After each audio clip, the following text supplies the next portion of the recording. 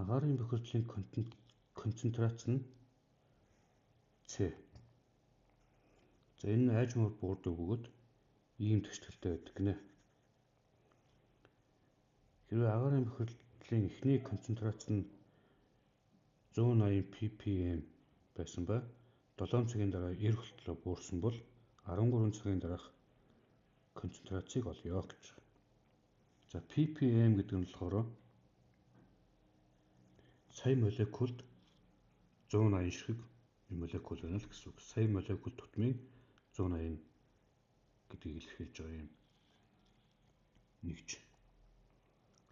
За тэгээд энд өгөгдсөн байгаа тэгштэл нь болохоор дифференциал тэгшгэлээр өгөгдсөн байгаа учраас бид энэ C-гээ олохын тулд энэ дифференциал тэгшлийг бодох хэрэгтэй болно.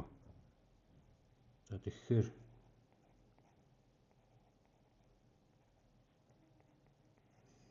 эндээс хувьсгчаа ялгыг өөрөглөх юм бол энд байгаа C-г урагш нь оруулж хуваана. Харин энд байгаа DK-г арагш нь оруулж үржүүлнэ гэсэн үг.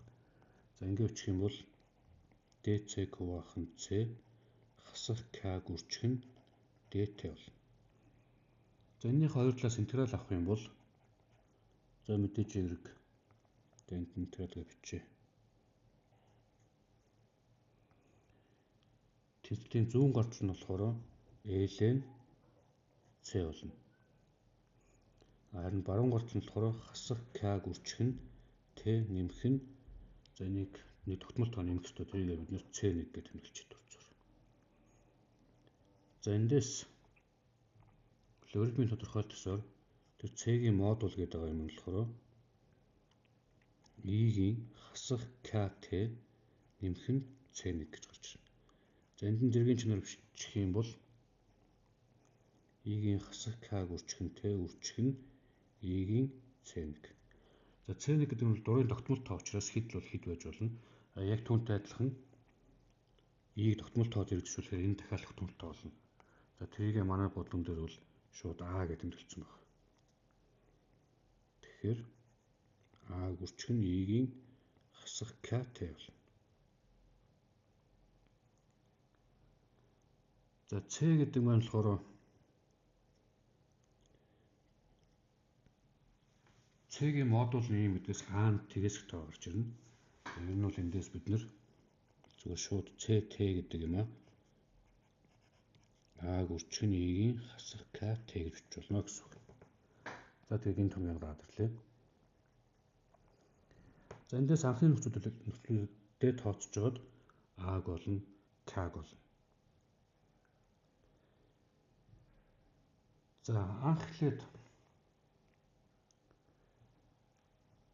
эхний мөчөд манай концентрац маань 180 ppm байсан. Тэгэхээр бид нэр C-гээд T-гийн оронд T-ийг орлуулах юм бол А-г үржих нь I-гийн хасах K-г үржих нь T тэнцүү 180 ppm байна. За эндээс юу болох вэ гэхээр энэ бол шууд нэг болчихно. За эндээс А гэдэг нь 180-тай тэнцүү юм байна гэдэг байна. За 180 гэдэг юм энд орлуулчих юм бол K-г олох үлдэж байгаа юм. За K-г олохын тулд яах вэ гэхээр энэ нөхцөлөөр ашиглая. Өөрөөр хэлэх юм бол 7 цагийн дараа ийм болсон. За энэ чинь гэсэн үг гэхээр C T-ийн оронд 7-г орлуулахаар 180-ыг үржих нь I-гийн хасах K зэргийг үржих нь 7 болно. Энэ маань эртээ тэнцүү. За эндээс мэдээж хоёр талыг 180 туугачаар 2-1 гэдэг. За I-гийн хасах K зэргийг үржих нь 7 тэнцүү 2-1. За эндээс логарифм бодох юм бол хасах K-г үржих нь 7 гэдэг бол ln 2-1 байна. За ln 2-1 гэдэг бол 2-1 гэдэг чинь бол 2-ын хасагны зэрэг учраас ln 2-ын хасагны зэрэг гэж үчээд хасах тэмдгийг нь урагш нь гаргаад хасах тэмдэгтээ ln 2 болчихно.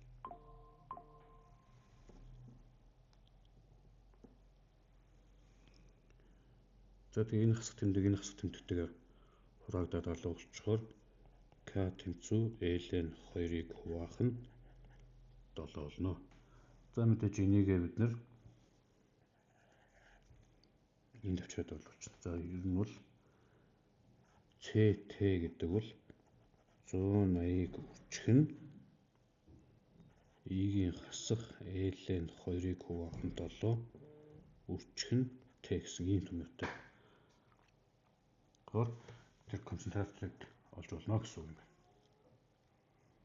За тэгээд мэдээж энийг одоо бид 13 цагийн дараа хэд байх вэ гэдгийг олохын тулд Т-ийн хооронд 13 орлуулчихна.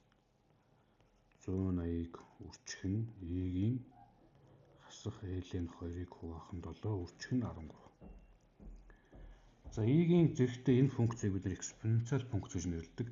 За тэгээд зарим ном зохиол дээр бол шууд ингэж тэмдэглэж болно. За 180-г үрчгэн экспоненциал гэж байна. Тэгээд за юуг нь бичих юм бол хасах 13 нөхцөлд нь гаргавчсан байна. Тэгээд L-ийн 2-ыг хуваах нь 7. За ийм болгоно. За энийг бид энгийн аргаар бодож чадахгүй. Одоо тооны маш ажлууд ойролцоогоор бодох юм бол 50.4 гарах нь байна.